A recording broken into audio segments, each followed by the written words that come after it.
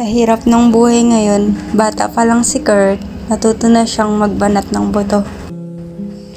Ay parang ang drama naman nung line na yun. Pero yun talaga yung realidad na nangyayari. Sabihin pa ng iba, kawawa naman yung anak mo, bakit mo pinapagawa yan, bakit mo sinasama sa ganyan.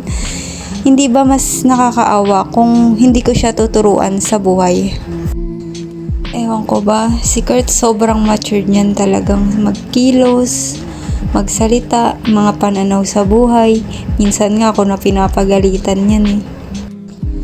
Thank you baby boy sa mga help mo kay mami.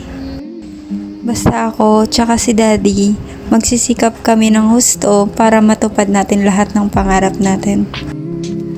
Lahat yung kilos ni Kurt na mga ganyan, hindi yan scripted, hindi ko yan tinuro na ganito gawin mo ganyan. Lahat yan, totoong siya, totoong ginagawa niya.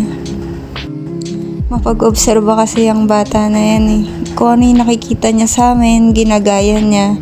Kaya easy na lang sa kanya yung mga pag-pick up, pag-deliver, pagtulong sa amin sa mga ganyan sa gawaing bahay.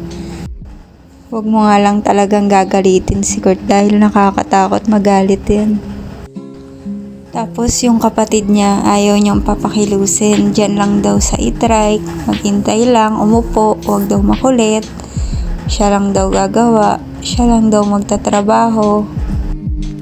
Si Kurt maraming pangarap, pero alam niya sa sarili niya na pag nangarap siya, kailangan kikilos siya para matupad niya yun.